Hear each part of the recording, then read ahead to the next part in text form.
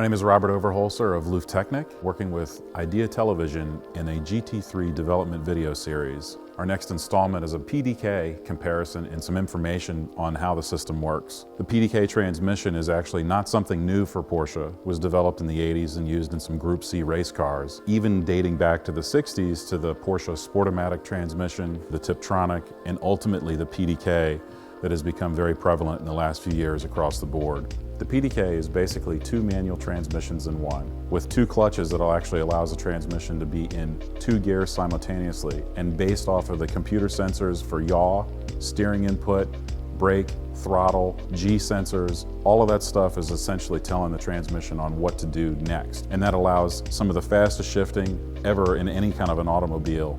And due to that, this car has actually been 15 seconds faster around the Nürburgring than the previous generation 997.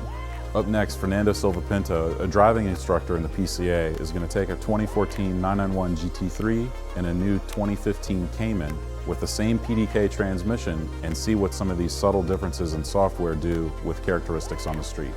The PDK is actually a manual gearbox with automatic operation when you want it. I am at the moment fully automatic. This is designed with only one thing in mind: saving gas. Things start to change when you press the PDK Sport button. Now you have a manual transmission that's thinking what you want to do next. The beauty of the system is if you are at a racetrack, you are on PDK Sport, and you're just paying attention to your approach to the turns, to your apex, to your exit of the turns, the control of the car is what you would have with a manual gear shift, but enhanced. Now let's see how the PDK works in a different car, a Cayman. Here, if you start in the automatic mode of the PDK, it will, like in the GT3, go up in gears very quickly. But if you press Sport and pull the PDK to the manual position, now you have the chance to really drive the car. Let's see how it goes. It is very responsive, does not have the crispness, the speed of the PDK on the GT3. It's fine, but it's a different universe. The car behaves a little bit like a street car.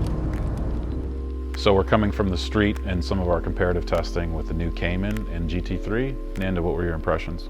On the Cayman, everything worked as it should. It's precise, the blipping is good, but it doesn't compare with the GT3. It's progressive, it's forward, it's powerful all the time. But you tell me that both PDKs are the same, as a matter of fact. So how come the feeling is so different? I think one of the big things that's happened recently is just the technology has become so much more powerful. So then that allows software and firmware changes to be made right on the production line, and in some cases, the same vehicle can be altered. So it's essentially what we're talking about is the same hardware with different personalities.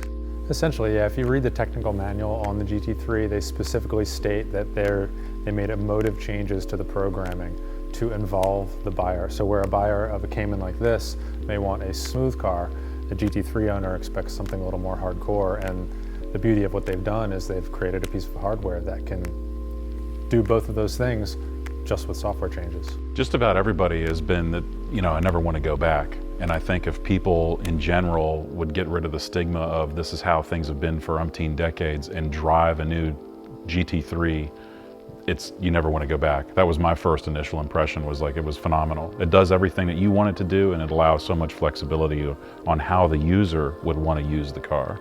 But then how would we understand Porsche's move with the GT4? The GT4 is a car that comes with a clutch and with a stick shift. No PDK. Why? It's a different car ultimately. You have the GT3, which is their flagship 911 performance model and the naturally aspirated range. So what it has to compete with is different. The Cayman is more of a mid-entry model.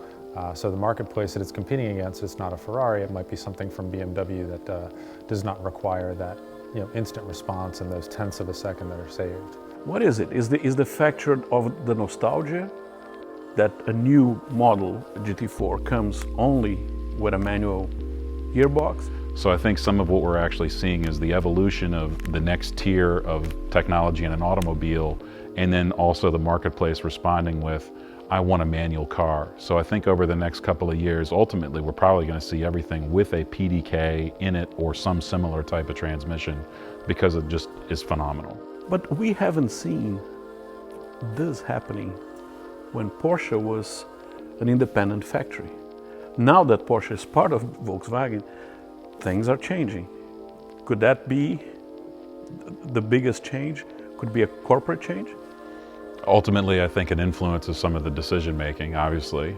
You know, there's deeper financial pockets, there's larger amounts of engineering, there's more time-tested designs that have been on both sides of these companies that are now coming together, so they've got a greater repertoire of stuff that they can look at and go, that's the best decision.